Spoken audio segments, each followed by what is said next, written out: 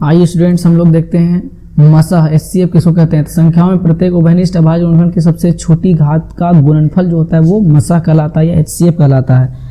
तो आइए उदाहरण के रूप में देखते हैं। एचसीएफ 612 और 1314 का कितना होगा। तो 612 का पहले अभाज्य गुणनखंड हम निकालेंगे। तो ये हमारा इस तरह से कुछ आ गया, 2 गुने 2 गुने 3 गुने 3 गुने 17, और ये 2 का पावर 2 3 का पावर 2 गुने 17, और 1314 का अभाज्य गुणनखंड 2 गुने 3 गुने 3 गुने 73 आ गया, और इस तरह से 2 का पावर 1 गुने 3 का पावर 2 गुने 73। ठीक है, ये आपको इस चैप्टर में जिस तरह से समझाया गया एचसीएफ और एलसीएम को, मैं वो तरीका आपको बताने जा रहा हूँ। इससे पहले जो आपको बताया वो जो हम लोग पहले से जो करते थे उस तरीके को मैंने वहाँ समझाया, और ये इस अध्याय के अकॉर्डिंग है। अब देखिए, जो फॉर्मूला बोल रहा है एचसीएफ का जो परिभाषा, उसके हिसाब से उभयनिष्ठ गुणनखंड की छोटी घात, तो 2 उभयनिष्ठ गुणनखंड है, उसकी छोटी घात कितना, 2 का पावर 1, और 3 जो है उभयनिष्ठ गुणनखंड में छोटी घात कितनी, 3 का पावर 2। तो एचसीएफ जो है 612 और 1314 कितना हो गया, 2 का पावर 1 गुने 3 का पावर 2, और इस तरह से हो गया ये 18। ओके, अब आइए हम लोग एलसीएम के परिभाषा को देखते हैं। एलसीएम या जिसको हम लोग हिंदी में कहते हैं लसा। तो ये क्या होता है, संख्याओं में संबद्ध प्रत्येक अभाज्य गुणनखंड की सबसे बड़ी घात का गुणनफल। जैसे उदाहरण के रूप में देखिए, एलसीएम अगर वही सेम संख्या में लिया 612 और 1314 का अगर एलसीएम निकालना है, तो पुनः फिर से हम जो है 612 का अभाज्य गुणनखंड लिखेंगे, 2 गुने 2 गुने 3 गुने 3 गुने 17, और ये हो गया 2 का पावर 2 गुने 3 का पावर 2 गुने 17, और फिर हम 1314 को बराबर लिखेंगे 2 गुने 3 गुने 3 गुने 73 बराबर 2 का पावर 1 गुने 3 का पावर 2 गुने 73, और यहाँ से अब सबका बड़ा घात लेंगे, है ना। जैसे भी बोला गया है कि सबसे बड़ी घात, जितना भी अभाज्य गुणनखंड में सबसे बड़ी घात जो है वो लिखेंगे।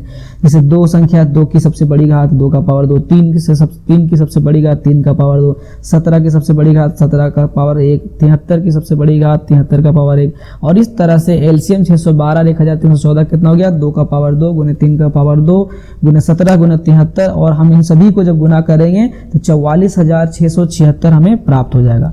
आइए हम लोग बढ़ते हैं प्रश्नावली 1.2 में। क्वेश्चन है एचसीएफ निकालना है, दिया गया है, और एलसीएम आपको निकालना है। तो अभी इससे पहले आपको एक सूत्र बताए थे पिछला वीडियो में। तो एलसीएम गुने एचसीएफ बराबर संख्याओं का गुणनफल होता है, तो वही फॉर्मूला यहाँ लगाएंगे। तो एलसीएम गुने हमारा जो है सो एचसीएफ हो गया, तो एचसीएफ का मान बैठा दिया, और यहाँ से एलसीएम बराबर क्या हो जाएगा, संख्याओं का गुणनफल में एचसीएफ को भाग दे देंगे, डिवाइड कर देंगे। तो इस तरह से हमारा एलसीएम जब डिवाइड करेंगे 306 और 675 को 57 को गुना करेंगे, पहले 9 से भाग देंगे, तो ये आपका आंसर आ जाएगा। आइए हम लोग बढ़ते हैं प्रश्नावली 1.1 का क्वेश्चन नंबर 5 की तरफ बढ़ते हैं। जांच कीजिए क्या किसी प्राकृतिक संख्या n के लिए 6n अंक 0 पर समाप्त हो सकता है। तो कोई भी संख्या अगर 0 पर समाप्त हो रही है तो उसके लिए कंडीशन होता है कि वह संख्या 10 से तो भाग लगेगी ही लगेगी। कोई भी संख्या ले लीजिए जिसका लास्ट में 0 है, तो वो 10 से हर हाल में डिवाइड होना ही होना है उसको, है ना। या फिर हम कह सकते हैं कि वो 2 और 5 दोनों से डिवाइड होगा। जैसे 10 का अगर हम अभाज्य गुणनखंड करेंगे तो 2 गुने 5 आएगा, तो वो संख्या 2 और 5 से डिवाइड होगा। कोई भी संख्या जिसके लास्ट में 0 है वो 2 से भी भाग लगेगा और 5 से भी भाग लगेगा। तो आइए हम उसी आधार पर इसको सिद्ध करने की कोशिश करते हैं कि क्या 6n 0 पर समाप्त होगा कि नहीं होगा। तो 6n का मैंने अभाज्य गुणनखंड किया तो 2 गुने 3 हुआ और पावर n। तो यहाँ पर हम क्या देख रहे हैं कि 6n का जो अभाज्य गुणनखंड हमने किया, तो यहाँ पर जो है 2 तो आया लेकिन 5 जो है सो नहीं आया। अब जब 5 नहीं आया मतलब 5 से ये भाग नहीं लगने वाला है, और जब 5 से भाग लगेगा नहीं तो सवाल ही नहीं होता है कि ये 0 पर खत्म हो। तो इसलिए हम लिख देंगे अतः 6n के अभाज्य गुणनखंड में 5 नहीं है, इसलिए 6n अंक 0 पर समाप्त नहीं हो सकती है। ओके, क्लियर है ये चीज। आइए हम लोग नेक्स्ट प्रश्न संख्या इसी अध्याय के 6 की तरफ बढ़ते हैं। व्याख्या कीजिए 7 गुने 11 गुने 13 प्लस 13 और 7 गुने 6 गुने 5 गुने 4 गुने 3 गुने 2 प्लस गुने 1 प्लस 5 ये भाज्य संख्या है। तो हमारे पास जैसे 2 व्यंजक है, ये दोनों को व्यंजक मान लिया। तो पहला व्यंजक हमारे पास जो इसको लिख दिया हमने 7 गुने 11 गुने 13 गुने 13 प्लस 13। अब यहाँ से हम 13 कॉमन निकाल लेंगे तो 7 गुने 11 प्लस 1 हो गया, और इस तरह से 13 गुने 78 और 78 का अभाज्य गुणन करेंगे 13 गुने 6 हो गया। तो यहाँ पर हम क्या देख सकते हैं कि ये जो व्यंजक है इसका जो है गुणनखंडन, 2 गुणनखंडन आ गया, 13 और 6 आ गया। अब सोचिए जिसका 2 ही गुणनखंड होता है, एक वो खुद होता है और एक 1 होता है, तब वो अभाज्य संख्या कहलाती है। लेकिन यहाँ तो 2 गुणनखंडन आ गया 13 और 6, इसका मतलब ये क्या हो गया, भाज्य संख्या हो गई, इसलिए हम कह सकते हैं कि ये जो व्यंजक दिया गया है ये एक भाज्य संख्या है। अब हम दूसरा व्यंजक लेते हैं।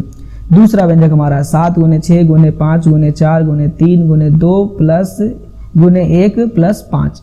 अब यहाँ पर फिर से हम क्या करेंगे, 5 कॉमन निकालेंगे, उभयनिष्ठ निकालेंगे। 7 × 6 × 4 × 3 × 2 प्लस 1 बच जाएगा और यहाँ से सबको गुना करेंगे तो ये हमारा 5 × 1009 आएगा। तो यहाँ पर भी हम देख सकते हैं कि जो भी व्यंजक है उस व्यंजक का यहाँ 2 गुणनखंड आ गया, एक 5 और एक 1009।